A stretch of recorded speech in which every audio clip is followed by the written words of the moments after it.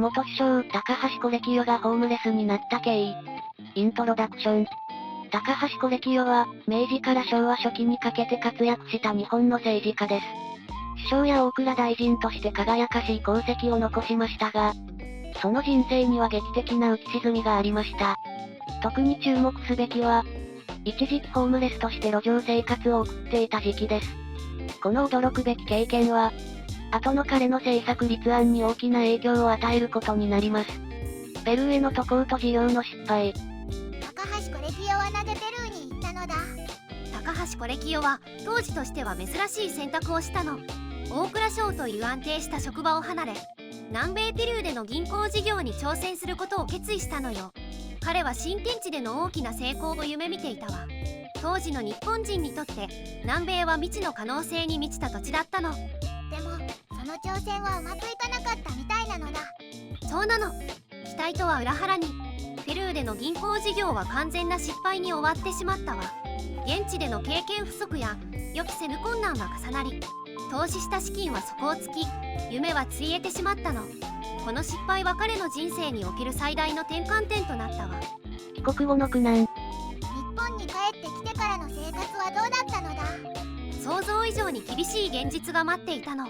事業の失敗で全財産を失い、帰国後は路上生活を余儀なくされたわ。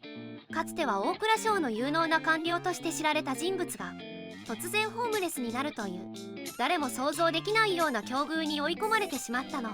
路上で寝泊まりし、日々の食事にも事欠く生活は彼にとって人生最大の試練だったわ。そんなに大変な目にあったのだ。でもその後どうやって立ち直ることができたのだ。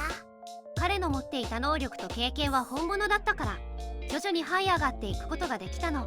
知識や教養、そして人とのつながりを生かして少しずつ生活を立て直していったわ。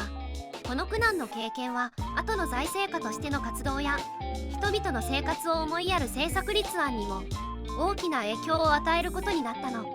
特に庶民の苦しみを身をもって理解できたことは、彼の政策に深い人間性を与えたと言えるわね。人生の転機。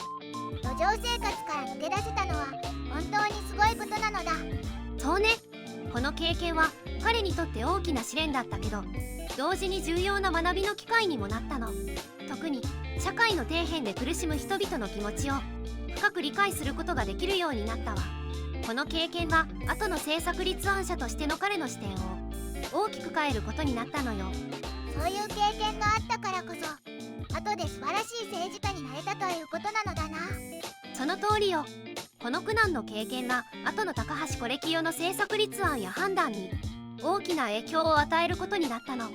特に庶民の目線に立った政策を重視するようになったわね。まとめ。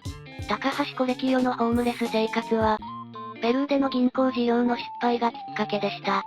しかし、この苦難の経験は、後の彼の政治家としての活動に大きな影響を与えることとなります。人生の浮き沈みを経験したからこそ、庶民の気持ちに寄り添える政治家となり、後の日本の発展に貢献することができたのです。彼の人生は、逆境を乗り越えることで、より大きな成長を遂げることができるという希望を、私たちに示してくれています。今日の動画はここまで。最後まで見てくれてありがとうございました。